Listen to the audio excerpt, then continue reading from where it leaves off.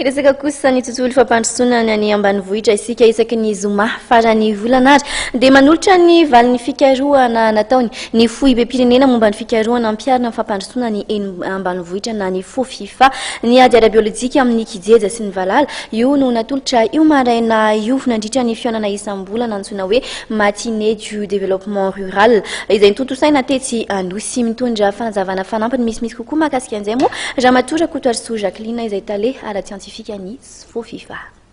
Androany zany dia toy ny fanompiadera zoma faran'ny volana dia misy an'ilay matinée thématique ataonay ny atao androany zany dia ny tema mikasika ny androany moa zany dia resaka biolojika izay nataony Fofifa.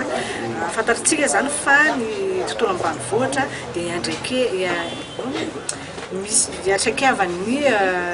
zavatra ivelany ohatrany hoe fambolena zany dia misy ny valala, misy ny ahitany, misy ny resaka varitsika dia misy ny aombary, misy ny tondradrano fa androany zany tsika dia iresaka ny milabelatra ny zavatra vitany zany ny Fofifa mikasika ny lutte anti-agriculture. Dia misy recherche biolojika zany nataony Fofifa amonona ny valala ary efa manana ny homologation izy io no mampalahelo eto Madagasikara dia izao ny olona any ivelany indray no mitady an'izy io.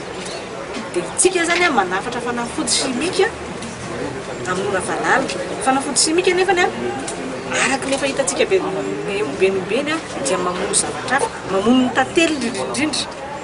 Dia mamono ny olona koa satria ny valala zany ho an'ny olona be dia be mihinana valala nefany efa rarahana fanafody izy iny.